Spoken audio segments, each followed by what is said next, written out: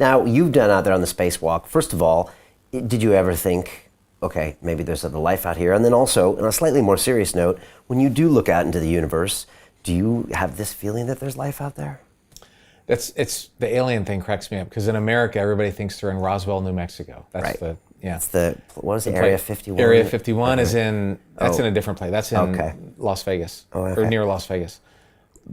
Or I don't know where it is. I don't even know if there is one or not, but there's one in Las Vegas and there's one in New Mexico. Okay. But I always laugh that if I was an alien and I had to travel, hundreds of light years and then billions of miles, and I finally made it to Earth, and it is a beautiful planet. There's blue, there's turquoise of the Bahamas.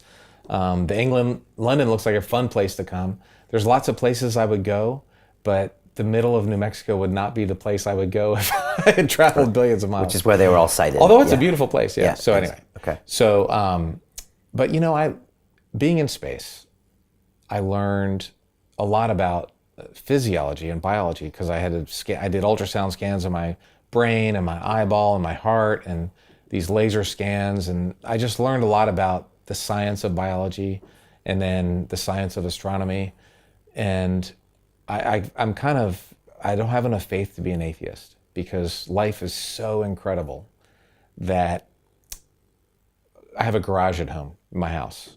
And if I could wait a month, that garage would never clean itself. If I waited 1 billion years, the garage would not clean itself. Someone has to go out there and clean the garage. I could take a pile of silicon and set it in my driveway, and we have all these thunderstorms in Houston. Why? I almost missed the show today because we were late for weather flying in from Houston this morning. And if lightning hit that pile of silicon for 1 billion years, it would never make that glass. Like, this glass would never be created from some random thing. So knowing about life, which is so amazing, and we replicate ourselves, and a lot of us work for 70, 80, 90 years, and we have love and hate and happiness, and all this stuff about life is just somebody had to make it. I just don't have the faith to be a pure, everything happened randomly atheist. That's kind of the philosophy that I had before I went in space, but having seen it, and it's like this, the sunrise view I was telling you about, wow, there was something really powerful there. So that was kind of my philosophy. Okay. Looking at things. And does that mean that it doesn't exist anywhere else in the universe? No, I don't think so at all. Okay. I just don't think I think somebody had to make it if it existed. Just like there's a glass here, right? Right. It might exist in France, but somebody had to make it there. It's that it didn't randomly happen across the channel. And I don't know. I don't know if God made life in other planets or not. There's an awful lot of planets. We're starting to find, with our satellites, planets in other solar systems.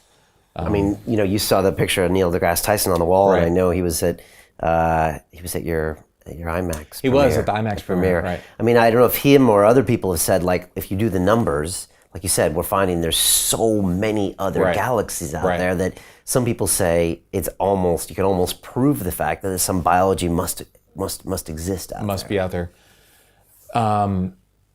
The flip side of that is, if there is, why haven't you heard from them? If there's so many of them out there, and we have this thing called SETI, which is a network that listens for radio signals. Yeah. So I don't know. It's an interesting question. I've come to the conclusion that life doesn't happen randomly, because it's just everything that is interesting, or there's this concept of entropy where everything kind of disintegrates. Yeah. The second law of thermodynamics. And so without some creative energy, my book would not have been written without my effort in writing a book. And an organism is so much more advanced and harder to make than a book, so that's my view. Continue watching this fascinating conversation for free by clicking on the link below to visit our website, learn from the best minds in the world, and connect with a community of passionate people building the best versions of themselves. Just click on the link below, and I'll see you on the inside.